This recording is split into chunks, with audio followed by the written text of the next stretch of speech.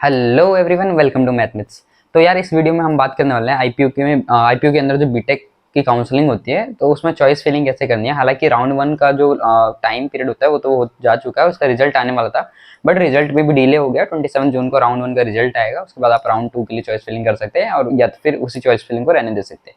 तो मैं आपको बेस्ट चॉइस फिलिंग मेरे हिसाब से मैं बताने जा रहा हूँ।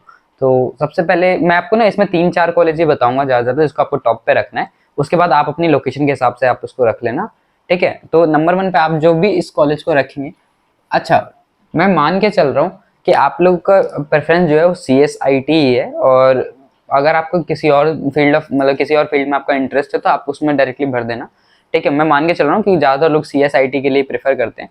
तो CSIT में मान लो सबसे पहले आपको क्या नंबर वन पे आपको रखना है USICT को, ठीक है। ये द्वारका वाला कैंपस है, university school of information and communication technology, ठीक है। ये द्वारका वाला कैंपस है। इसी में आपको ना टोटल 3 ब्रांच तो सबसे ऊपर रखनी है। सबसे पहले रखोगे CS कंप्यूटर साइंस को, IT, उसके बाद आप रख देना ECE। हाँ, ECE भी रख देना क्योंकि जो भी मैक्सिमम कंपनीज जो आ रही होती है वो CS के लिए वो इन तीनों ब्रांचेस को मतलब एक साथ ही ले लेती है और इसके बाद वाले को फिर थोड़ा इग्नोर करने लग जाती है, ठीक है। ज्यादातर कंपनी इन तीनों को सेम मानती है और ECE को भी अलाउ कर देती है बैठने के लिए, ओके। तो अब सबसे पहले आपने USICT का CS रख दिया, IT रख दिया, ECE रख दिया, ठीक। अच्छा, इन सब के अलावा मैं आपको बता देता हूँ कि अगर आपका मान लो कोई कैटेगरी है, सबसे पहले तो दिल्ली वालों के लिए एक फायदा ये है कि इसको 85% का गाइड वो मिला हुआ है, रिजर्वेशन है। 85% लोग दिल्ली से ही चुने जाएंगे। इसके अलावा मान लो अगर आपके पास OBC है, ठीक है, SC है, ST है या कोई और EWS है या और भी कोई रिजर्वेशन है, मेनली यही 4 होती है। तो मैं आपको बता दूं अगर SC ST है तब तो ठीक है, ये रिजर्वेशन चल जाएगा। बट अगर OBC और EWS है तो इन जो रिजर्वेशन है ना, ये रिजर्वेशन किसी भी कॉलेज मतलब ज्यादातर कॉलेज में नहीं चल रही होंगी। ये दोनों के दोनों वही उसी कॉलेज में चल रही होगी जो पूरी की पूरी गवर्नमेंट के अंदर आ रही है। जैसे कि ये चलेगी, ये दोनों मेन कैंपस के अंदर चलेगी, ये दोनों ईस्ट कैंपस के अंदर चलेगी, और बाकी जितने भी है जैसे एक दिल्ली टूल इंजीनियरिंग करके कॉलेज है उसके अंदर चल रही होगी। बाकी बहुत सारे ऑलमोस्ट 95% कॉलेज में ये जो है ये दोनों नहीं चल रहे होते क्योंकि बाकी सब जो प्राइवेट कॉलेज आ जाते हैं, ठीक है। तो मैं बता रहा था कि सबसे पहले आपको रखना है USICT को, इसको टॉप पे रखोगे, इसकी CS को टॉप पे रखोगे, फिर सेकंड नंबर पे आप भरोगे IT को, फिर ECE को, राइट। अब इसके बाद क्या भरना है, इसके बाद आपको भरना है मेट, MAIT। ये कॉलेज आपने सुना ही होगा, Maharaja Agrasen institute of technology, Rohini में है ये, दिल्ली के रोहिणी पार्ट में है। मेट में आप भर रहे होगे, ये एक प्राइवेट कॉलेज है, इसके अंदर आपका OBC नहीं लगेगा, EWS नहीं लगेगा, ठीक है। मेट one of the top college है IP यूनिवर्सिटी का, ठीक। अब मेट के बाद आप क्या करोगे, इसमें ब्रांच कौन सा रखोगे, तो इसमें आप ब्रांच रखोगे सबसे पहले CS, और CS से रिलेटेड ना इसमें 3-4 ब्रांच है, CST करके है, CE करके है, वो सब आप इसमें लाइन बाय लाइन भर देना। और उसके बाद IT डाल देना सेकंड, मतलब इसके प्रेफरेंस में। IT के बाद आपको वापस इसमें ECE भर देना है, ठीक है। अब ECE मान लो आपको नहीं करनी इसके अंदर, और तो मैं आपको बताता हूँ क्या करना है। पहले तो आप ये तीनों भर देंगे, इन तीनों में ना, अच्छा एक ये कॉलेज हो गया। इसके बाद जो थर्ड नंबर में मैं कॉलेज बताने वाला हूँ वो है MSIT, Maharaja Surajmal institute of technology. तो MSIT क्या है कि ये ना दिल्ली के जनकपुरी में आता है, और ये भी काफी अच्छा कॉलेज है IP के अंदर, थर्ड नंबर पे ये भी आ ही रहा है। तो MSIT में क्या है कि इसका मेन है कि कैंपस मेट से थोड़ा सा छोटा है और बाकी काफी सही है, इसका पैकेज भी काफी अच्छा जाता है, पढ़ाई भी काफी सही होती है। इसमें भी आपको सेम CS रिलेटेड सबसे ऊपर रखोगे, फिर IT से रखोगे, फिर ECE से रखोगे। अब मेन क्या है, काफी लोग इसका ECE को MSIT के CS से ऊपर रखते हैं। बट अगर आपको CSE आपका ज्यादातर मतलब प्रेफरेंस है कि आपको नहीं CSE करना, ECE नहीं करना, तो आप इस IT के बाद MSIT का CS और IT भर सकते हो, फिर इसकी ECE भर सकते हो, फिर इसकी ECE भर सकते हो, समझ गए।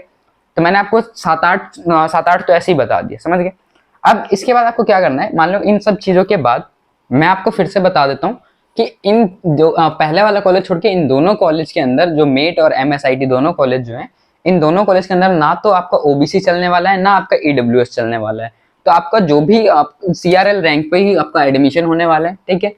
और अब SC ST जो का जो कट ऑफ निकलता है ना, ये ना एक्चुअली इनका अपना कैटेगरी वाला कट ऑफ नहीं देखते, इनका मतलब अपनी कैटेगरी वाला रैंक नहीं देखते हैं। इनके लिए थोड़ा सा एक्स्ट्रा CRL रैंक ही देखा जाता है, बट उनको थोड़ी सी एक्स्ट्रा वो मिल जाती है, ठीक। अब इनका बेनिफिट ये रह जाता है, मान लो CRL रैंक है 1 लाख जनरल वालों के लिए, तो एससी वालों का भी सीआरएल रैंक ही देखा जाएगा, लेकिन इसको कर देंगे 2 लाख कि आप 2 लाख तक वाले आ जाओ, समझ गए। अच्छा, इन सब के बाद ये जो 3 कॉलेज मैं बता चुका हूँ, यूएसआईसीटी का सीएसआईटी ईसी, फिर मेट सीएसआईटी ईसी और एमएसआईटी, इन 3 कॉलेज के बाद आपको रखना है चौथे नंबर पे यूएसएआर। हाँ, USAR, university school of automation and robotics. देखो बहुत लोग, अभी नया कॉलेज बना जरूर है यूएसएआर, बहुत लोग इसके बोल रहे हैं कि नया ऐड आउट हो रहा है वगैरह वगैरह, बट यूएसएआर काफी अच्छा कॉलेज है। इसी का ईस्ट कैंपस, जीजीएसआईपीयू का ईस्ट कैंपस कह रहे हैं इसको, ठीक है ही ये जीजीएसआईपीयू का ईस्ट कैंपस, और ये फुल्ली गवर्नमेंट है पहली बात। और इसके अंदर आपको ओबीसी भी चल रहा होगा, ईडब्ल्यूएस भी चल रहा होगा, और एससी एसटी तो चलेगा ही चलेगा। इसके अंदर टोटल 4 ब्रांचेस है। आपको प्रेफरेंस क्या रखनी है, एआईडीएस, एआईएमएल, सबसे पहले एआईडीएस रखोगे, ठीक है, इसके बाद आप रखोगे एआईएमएल को, ठीक। इन दोनों के अंदर ना पूरा का पूरा सीएस रिलेटेड सिलेबस है। थर्ड नंबर पे जो आप रखने वाले हो, आईआईओटी रखने वाले हो। ये आईआईओटी क्या है, आईओटी तो सुना भी था, IoT internet of things, IIoT industrial internet of things. इसमें आईओटी का एक सब पार्ट आ जाता है जिसको हम स्पेशली इंडस्ट्री 4.0 में हम उसको एक्स्ट्रा पढ़ रहे होते हैं, ठीक है। इसके बाद जो आप ब्रांच रखने वाले होगी वो होगा एआर, यानी ऑटोमेशन एंड रोबोटिक्स, समझ गए। ये 4 ब्रांच जो है इन सबके बाद आप रख रहे होगे। अच्छा, क्या ये कॉलेज पे हम भरोसा कर सकते हो? हाँ बिल्कुल कर सकते हो। ये कॉलेज मेन अपना यूएसआईसीटी का ही है। प्लेसमेंट पे आप बिल्कुल चिंता मत करना, प्लेसमेंट के लिए हम लोगों ने काफी बार पूछ रखा है कि प्लेसमेंट जो है द्वारका कैंपस और ईस्ट कैंपस की दोनों के साथ में होने वाली है। तो द्वारका कैंपस का तो एमएआईटी और एमएसआईटी से भी अच्छा पैकेज जाता है और काफी बढ़िया प्लेसमेंट होता है, तो ये भी सेम है। कोडिंग इन्वायरमेंट इसमें ही काफी अच्छा है, बहुत बढ़िया बढ़िया बच्चे आते हैं जो काफी ज्यादा ही मतलब कोडिंग में मास्टर हैं। और बाकी फिर भी इस कॉलेज के ऊपर कोई डाउट हो रहा हो यूएसएआर के ऊपर, तो मैंने ना आपके लिए एक स्पेशली वीडियो बना रखा है इसके पूरे रिव्यू को लेकर। इस कॉलेज में हर एक डाउट उसमें क्लियर कर रखा है, मेरा एक्सपीरियंस कैसा रहा उस कॉलेज में और बाकी सब कुछ, ठीक है। तो अब इन 4 कॉलेजेस के बाद, जो मैंने 4 कॉलेज बोल दिए, इन 4 कॉलेजेस के बाद अब आपको क्या करना है, 5वें नंबर पे भरना है बीपीआईटी। बीपीआईटी ये भी रोहिणी में ही है, भगवान परशुराम इंस्टीट्यूट ऑफ टेक्नोलॉजी। बीपीआईटी भी one of the top college है, ठीक है। बीपीआईटी में भी आप सेम सीएसआईटी और फिर ईसी भर रहे होगे, और बीपीआईटी में भी हो जाएगा तो काफी बढ़िया है। बट आप कोशिश करना बीपीआईटी से ऊपर आप इसको रख रहे हो, यूएसएआर को रख रहे हो। और मैं अगर पर्सनली भरता अपने टाइम पे तो मैं यूएसआईसीटी को तो टॉप पे रखता, बट उसके बाद सेकंड नंबर पे मैं यूएसएआर को कर देता, मेट और इसको एमएसआईटी को, दोनों को मैं इग्नोर कर देता कुछ लिमिट तक। जैसे कि मैं यूएसआईसीटी का सीएसआईटी ईसी करके सेकंड नंबर पे मैं यूएसएआर लिखता और इसका एआईडीएस और इसका एआईएमएल इसको रख देता। इसके बाद मैं आता मेट के ऊपर के बाद फिर मैं आता एमएसआईटी के ऊपर, फिर मैं आता वापस इनके बचे हुए 2 ब्रांच के ऊपर। इसके बाद मैं जो बताने वाला था वो था बीपीआईटी। मैंने जो बता दिया आपको, बीपीआईटी में सीएस रखोगे, आईटी रखोगे, ईसी रखोगे।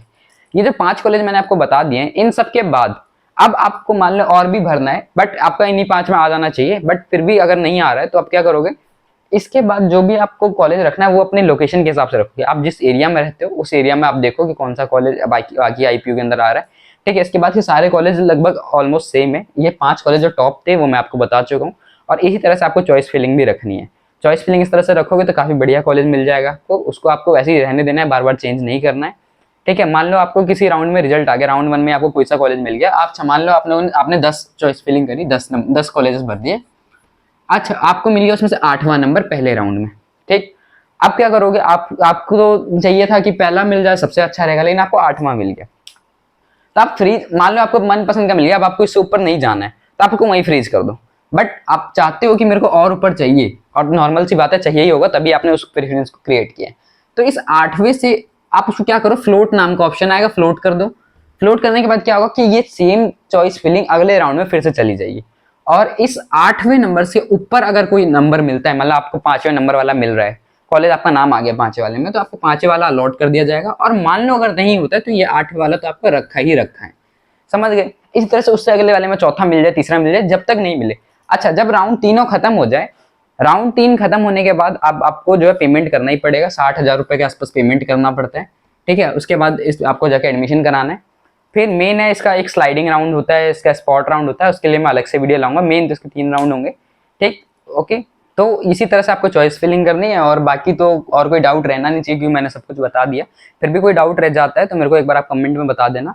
और यूएसएआर के ऊपर डाउट मत करना, मैं एक्चुअली इसका ना एक कैंपस टूर भी बहुत जल्दी लाने वाला हूँ, खुद से जाके उसको रिकॉर्ड करके बनाऊंगा। ठीक है, फिर आपके चॉइस फिलिंग के लिए ऑल द बेस्ट, और कोई डाउट हो तो जरूर कमेंट कर देना। ओके।